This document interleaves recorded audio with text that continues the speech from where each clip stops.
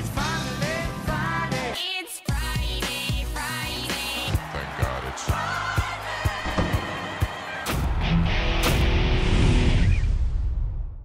All right, welcome back to the Friday Show, presented by NYRA Bets. When you sign up, bet 200, get 200. I'm Scott Jagow, along with Ray Paulick. Coming up, we'll talk a little Breeders' Cup. We'll talk about voided claims. But first, Ray, wow, I did not expect the news that came out this week. A lawsuit, Frank Stronach suing his own daughter. So a lot of legal issues swirling around the Stronach Group, which owns several racetracks in the U.S., big player in the industry. We don't have to get into all the details of the lawsuit, but going forward, if this thing blows up, what could this mean for the industry? Yeah, when I saw the report first published in the Thoroughbred Daily News, I was shocked. Did not see that coming. The Stronach Group is the most important racetrack owner in the country. Let's just say it. They have tracks. They've got Santa Anita, Gulfstream Park, the Maryland Jockey Club tracks. They won Jewel of the Triple Crown. They've introduced the Pegasus. They have made a commitment to horse racing like no one else, and they believe in horse racing. Tim Ritfo, as the COO, is focused on handle, where other tracks are looking at slot machine revenue. He knows that the generator is handle, and they've done everything they can, and they've been very successful in raising handle. Gulfstream Park record years, Laurel Park record years, Santa Anita is coming off a big season, even Golden Gate. So to me, they're doing all the right things in terms of running the company, no matter who's at the top. There's the struggle is between a father and a daughter, and to me, that's a very sad thing that it's come to that from a personal standpoint. I know them both. I like them both. They're both extremely bright and dynamic people. It's just very sad, both personally and then, from the standpoint of the industry, this could have ripple effects depending on which way it goes. Yeah, and it's not just the personal side of this. There's also the financial side. I mean, I don't have all the details of the financial, possible outcomes here, but there's talk in this lawsuit of mismanagement and financial losses. And so the company could be at stake in terms of its future, and that is definitely a concern, because you use the word commitment, and I think that's an appropriate word to use when you look at some of the other racetrack ownership companies and how their priorities seem to be elsewhere, like with slots or casino gaming. The Stronach Group has certainly shown its interest in keeping horse racing alive and well by many things. I mean, supporting the Horse Racing Integrity Act in Congress, for example, opposing race day medication, another issue, and then supporting thoroughbred aftercare. So those are things that certainly show how much they are invested in racing, and you would hope that that would continue down the road. But seeing this certainly was a blindside slap in the face. Yeah. Well, you talk about the commitment in those areas, but also the financial commitment to capital improvements at Santa Anita. They've made that play. That needed a big freshening. What they did there was phenomenal. What's going on at Laurel Park is important in terms of the capital improvements. Someday the Preakness will be run there. They've done as good a job as they could possibly do with an aging facility at Pimlico. It makes no sense to put a lot of money into both facilities. So the future in Maryland racing is at Laurel, and it's very bright based on the current direction that it's heading. The Stronach Group has also made a commitment to the horsemen by having Facek Tipton's important two-year-old sale at Gulfstream Park. They're now planning a sale in 2019 with Facek Tipton at Santa Anita for a two-year-old. So the family is about horse racing, and it's just to see this lawsuit is not a good thing for racing, and I certainly wish they had resolved differences before it got to where they are. Yeah, and when you think about what's happened in the recent past, these racetracks are very valuable properties. So once they get changed into different ownership, you never know what's going to happen. Hollywood Park, gone. We don't know what's going to happen with Los Alamitos. We've seen other situations like Suffolk Downs, other racetracks closing, and once they change hands. You just don't know what the priority is going to be. We know what the priority has been with the Stronach Group, so I hope that there's a positive outcome with this lawsuit, but it looks kind of ugly right now.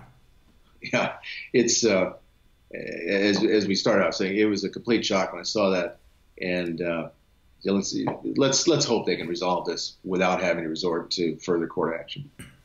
All right, let's move on and talk about the Breeders' Cup. I think there were like 620 Breeders' Cup Challenge races last weekend, something like that. Now, actually, there were 85 over the last year, and they're all done. So that's it. We have kind of a lineup going forward, just a few weeks away. Just looking back over the last couple of weeks, because there were a lot of races, who stood out to you? Well, a couple of horses. One of them that didn't win, one that did win. The sprint is going to be a really interesting race this year with Imperial Hint. Never better. The race in the Vosburg was sensational. His race at Saratoga was just as good. Roy H., last year's winner of the sprint, returned to good form at Santa Anita last week. I think the sprint is going to be a really fun race, but Imperial Hint impressed me so much this year. Another division, a horse that didn't win, the juvenile division, Code of Honor, finished second in the Champagne Stakes. But when you look at how he got off to a terrible start in that race. He was far back early, and then he made a long, sustained run and kept trying until the end. A lot of times you'll see horses make a sustained run and they kind of give up. He kept trying. If this horse, going around 2 turns, I think he's going to get that much better. Now he'll be part of the new program they have at the Breeders' Cup, the Friday, Future Stars Friday. So the juvenile used to be one of the big races on Saturday. They moved all of the 2-year-old races to Friday, which is kind of an interesting thing. They've tried this before, putting all the filly and mare races on Friday, and that didn't really appeal to a lot of people. So they're trying this year. We'll see how that works. Yeah, I mean, actually, all 5 of the juvenile races are on Friday. So you've got the new juvenile turf sprint, plus the juvenile fillies and the juvenile turf, fillies turf, and juvenile turf. So yeah, it's going to be all 2-year-olds on Friday, which, the betting is on the 2-year-old races is always great because, as you pointed out, you don't have to, you got to look deeper than the winners of the prep races because these guys have only had a couple of starts. So you just have no idea. Like Good Magic last year was a maiden going into the juvenile. I'm going to talk about a horse that didn't win a challenge race, but boy, she is impressive, and we hope we get to see her at Churchill Downs in November, and that is Enable, who won the ARC for the 2nd year in a row. She's 9 out of 10 in her career, and hopefully she's going to come over and compete. And when she does, she'll be a slam dunk favorite in the turf for sure. Yeah, she won the ARC off 1 prep race on a synthetic track. So what John Gosden did there with this filly is nothing short of amazing, but she is amazing. The good news is that she is owned by Mr. Khalid Abdullah of Saudi Arabia, Judmont Farms. No one that I know supports the Breeders' Cup the way Mr. Abdullah has over the years. And John Gosden, I'm sure, would love to run if the filly is telling him that all is right with her. So I think, all things considered, I think we're going to see her in the Breeders' Cup. And John Gosden also said he's going to try to convince Khalid Abdullah to run Enable in 2019, which would mean a 3rd try for the ARC, and that would be spectacular. Yeah, we got Winks and Enable in the same weekend. Wow. They're both spectacular fillies, fillies mares. All right, so we have a poll question about this, about the Breeders' Cup.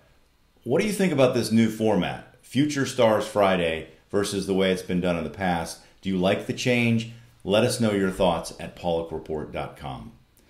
All right, Ray, final thing. Joe Gorchak had a commentary this week about voided claims, which I thought was pretty interesting. That, there's several states that publish this information, but so many that don't.